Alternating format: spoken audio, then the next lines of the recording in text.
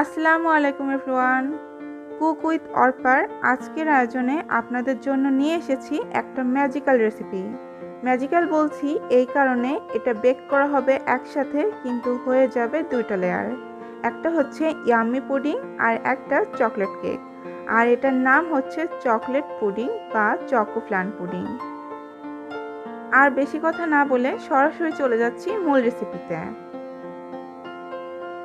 Cake পুডিংটা বানানোর জন্য প্রথমেই আমি ক্যারামেল তৈরি করে নেব। আর ক্যারামেল তৈরি করার জন্য প্রথমেই একটা কড়াইতে দিয়ে দিচ্ছি 1/3 কাপ চিনি। এই চিনিটাকে ক্যারামেল করে নিতে হবে।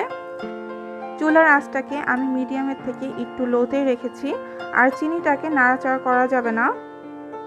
কিছুক্ষণ পরেই দেখা যাবে চিনিটা গলতে শুরু করেছে, তখন একটা চামচ দিয়ে আমি চিনিটাকে নাড়তে শুরু করব। এরকম নাড়তে নাড়তে দেখা যাবে সম্পূর্ণ চিনিটা গলে ক্যারামেল হয়ে গিয়েছে। আপনারা কালারটা যতটা চান ঠিক ততটাই কালারটা করে নেবেন।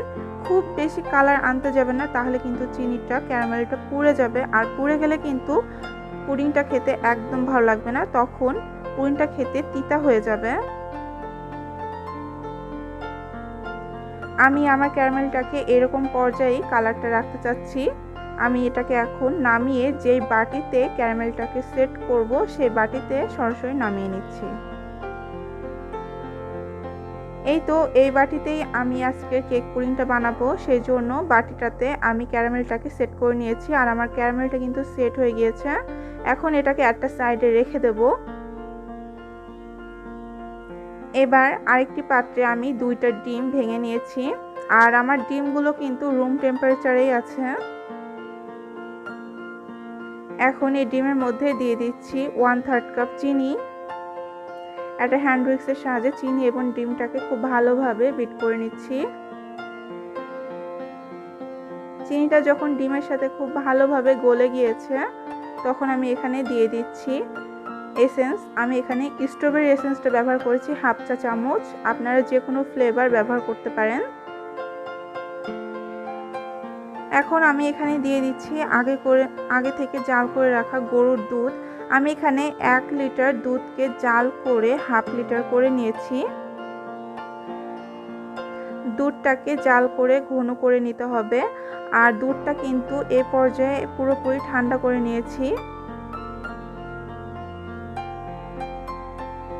এখন সবকিছু খুব ভালোভাবে মিশিয়ে একটা ছাঁকনি দিয়ে যে ক্যারামেলটা সেট করে রেখেছিলাম সেই বাটিতে ছেঁকে নিচ্ছি। ছাঁকনি দিয়ে ছেঁকে নিলে ভালো হবে, তাহলে ভিতরে আর কোনো লাম্পস থাকবে না। তখন পুডিংটা অনেক বেশি স্মুথ হবে আর খেতেও খুব বেশি ভালো লাগবে। এখন এটাকে আমি একটা সাইডে রেখে দিচ্ছি। আবারও আমি একটা পাত্রে 2টা ডিমের সাদা অংশ ভেঙে নিয়েছি। এটাকে আমি এখন একটা ইলেকট্রিক বিটারের সাহায্যে ফোম করে নেব।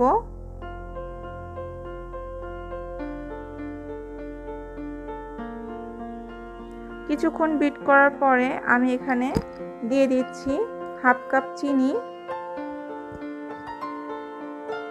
আমি এখানে অল্প অল্প করে চিনি দেব আর বিট করতে থাকবো।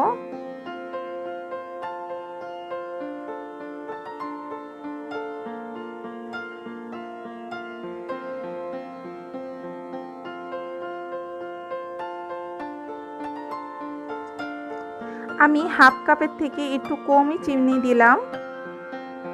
আপনারা আপনাদের পরিমাণ মতো চিনিটা দিয়ে দেবেন। যখন সাদা অংশটা অলমোস্ট বিট হয়ে ফোম হয়ে গিয়েছে, তখন আমি যেই 2টা ডিমের কুসুমটা ছিল সেই কুসুমটাও দিয়ে দিলাম। এখন খুব ভালোভাবে এটাকে আমি আবারও বিট করে নিয়েছি। এই তো আমার বিট করা হয়ে গিয়েছে। এখন এই ফোমের মধ্যে আমি দিয়ে দিচ্ছি 1/2 চা চামচ চকলেট এসেন্স, 3 টেবিল চামচ রান্নার রেগুলার তেল, আর দিয়ে দিচ্ছি 3 টেবিল চামচ জাল করে রাখা দুধ। এখন সবগুলো ভালোভাবে মিশিয়ে নিচ্ছি।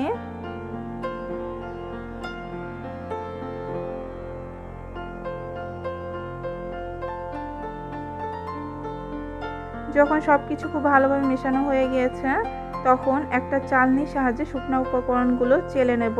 দিয়ে দিচ্ছি 1/2 কাপ ময়দা, 1/2 চামচ বেকিং পাউডার, দিয়ে দিচ্ছি 1.5 টেবিল চামচ কোকো পাউডার। এবার আমি অল্প অল্প করে শুকনো উপকরণগুলো চেলে মিশিয়ে নেব। একবারে না মেশানোই ভালো, অল্প অল্প করে মিশিয়ে নিলে মেশাতে সুবিধা হবে।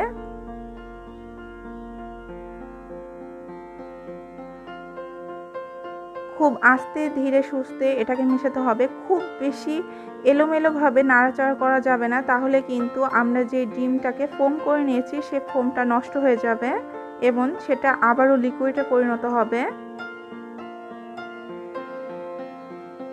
আলতো হাতে সব কিছু ভালোভাবে মিশিয়ে নিতে হবে।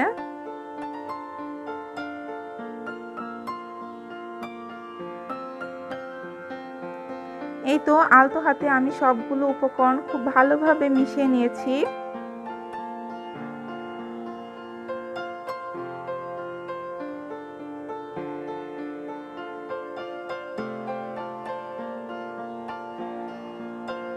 এখন যেটাতে পুডিংয়ের মিশ্রণটা ঢেলেছিলাম যে বাটিতে, সেটাতেই উপরে কেকটা ঢেলে নেব। এই ক্ষেত্রে ভয় পাবার কোনো কারণ নেই। কেকের যে মিশ্রণটা সেটা কিন্তু পুডিংয়ের মিশ্রণের সাথে মিশে যাবে না, কারণ আমরা আগে থেকে ডিমটাকে ফোম করে নিয়েছিলাম। সেজন্য পুডিংয়ের উপরে কেকটা কিন্তু ভেসে থাকবে। এখন এই বাটিটাকে একটা ফয়েল পেপার দিয়ে কভার করে নেব। আর অন্যদিকে চুলাতে আমি গরম পানি বসিয়ে দিয়েছি, আর গরম পানির উপরে বসিয়ে দিয়েছি একটা স্ট্যান্ড। এখন পানিটা যখন গরম হয়ে গিয়েছে তখন বাটিটাকে কড়ার মধ্যে বসিয়ে দিচ্ছি।